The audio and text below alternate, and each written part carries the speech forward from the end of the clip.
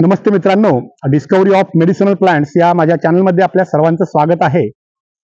आज मला वाटतं सध्या खूप लोकांना उत्सव साजरे करण्याची थोडीशी परंपरा वाढत चाललेली आहे। पूर्वी थोड्या कमी प्रमाणात करत होते, पण आता थोडंसं जास्त प्रमाणात करतायत।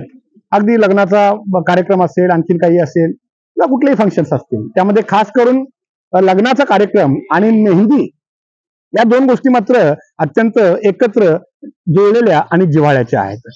तर आज मेहंदी किंवा मेहंदी ज्याला म्हणतो किंवा ज्याला हिना म्हटलं जातं किंवा ज्याला बोटॅनिकली लॉसोनिया इनर्मिस असं म्हटलं जातं, त्या झाडासमोर आपण उभे आहोत। मला बऱ्याच वेळा खेडेगावामध्ये अशा स्वरूपाचं कुंपण, मेहंदीचं कुंपण आपल्याला आढळतं। बघू शकता की आपल्याला कंटिन्युअस असं लोकांनी कुंपण म्हणून, हेज प्लांट म्हणून याला लावलेलं आहे। अशा स्वरूपानं आता बऱ्याच वेळा बघायला मिळत नाही, पण कुठे कुठेतरी थोडक्यात आपल्याला हे बघायला मिळू शकतं। तर हिना उत्तर प्रदेशमध्ये कनौज नावाचं एक गाव आहे, ते खास करून अत्तरासाठी प्रसिद्ध आहे। आणि या कनौजमध्ये ज्या ज्या प्रकारची अत्तर काढली जातात, त्यामध्ये सगळ्यात टॉपला असणारं एक मातीचं अत्तर असतं आणि दुसरं हिना म्हणजे मेहंदी। आज आपण मेहंदी घरात काढायची म्हटली, हातावरती मेहंदी घ्यायची म्हटली किंवा डोक्याला लावायची म्हटली, तर आपल्याकडे कोण मिळतात।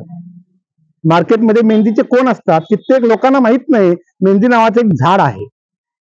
तर ते केमिकल असतं बऱ्याच वेळा, आणि ते मग हातावरती रंग काढणं इतपत त्याचा भाग आहे। मुळात मेहंदी लावण्याचा उद्देश जो आहे तो केवळ हात रंगवणे, पाय रंगवणे अजिबात नाही आहे।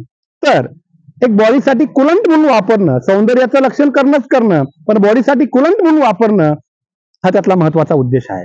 अगदी नव्या नवरीला जसं मेहंदीने सजवलं जातं, पूर्वी मला वाटतं मी लहानपणी आमच्या घरी माझी थोरली बहीण मेहंदी बनवायची। काय करायचं, ही मेहंदीची पानं घ्यायची, बारीक खलबत्त्यामध्ये कुटायची, त्याच्यामध्ये थोडासा कात घालायचा आणि रात्रभर तसंच ठेवून द्यायचं।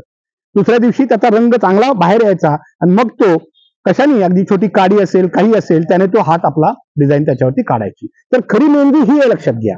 तर तुम्ही बाजारातून जे कोण आणता, ज्याच्यामध्ये केमिकल मिश्रण केलेलं असतं, काही वेळा बऱ्याच लोकांच्या हाताची सालं देखील जातात। नाजूक एक तर स्त्रियांचे हात असतात, त्याच्यावरती असे केमिकल युक्त नावं खूप खूप काही असतात, वेगवेगळ्या ब्रँडच्या मेहंद्या मिळतात तुम्हाला। पण तुम्हाला खरोखर मेहंदी बनवायची असेल आणि तुमच्या घराच्या आसपास जागा थोडीफार असेल, तर मेहंदीची एक ट्यूब लावून टाका। कुंडीत देखील लावली तरी चालेल। ज्या ज्या वेळा तुम्हाला मेहंदी वापरायची आहे त्यावेळी तुम्ही वापरू शकता। खास करून डोक्याला लावण्याकरता, केसांना लावण्याकरता सुद्धा वापरली जाते। ज्यांच्या हातापायाची जळजळ होते, तळव्यांची जळजळ होते, अशा वेळी सुद्धा मेहंदी लावण्याची पद्धत आहे। त्याचं जे अत्तर निघतं हे अत्यंत हजारो रुपयानं विकलं जातं, लक्षात घ्या, पण आपण त्याची किंमत करत नाही। त्यामुळे ही हिना सर्वांच्या हृदयात राहिली पाहिजे। केवळ मेहंदी हाताला रंगण्यापुरती नसेल, तर तो एक आपल्या निसर्गातलं झाड आहे, अशा दृष्टीनेही त्याच्याकडे बघा। त्याने आपले हातही रंगवून घ्या, नक्षी चांगली काढा, पण या झाडाचा चांगल्या पद्धतीने वापर करा। दुसरं आणखीन एक महत्वाचं आहे, वैद्य साठे नावाचे जे लेखक आहेत, त्यांच्या पुस्तकामध्ये त्याच्या फळाचा आणि फुलांचा वापर सांगितलेला। त्याच्या फळांना इसबंद असं नाव आहे, इसबंद। आता ह्या नावाचा नेमका काय अर्थ आहे, इसबंद कशाशी रिलेटेड आहे काय मला अजून माहित नाही, पण जे इसबंद आहे खास करून मायग्रेनसाठी अत्यंत गुणकारी आहे।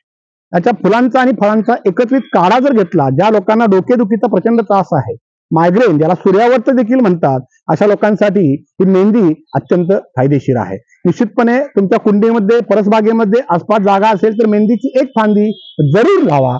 निसर्गाला वाचवा, एक झाड वाचवा, त्याबरोबर तुमच्या आरोग्याचं रक्षण देखील करा। धन्यवाद।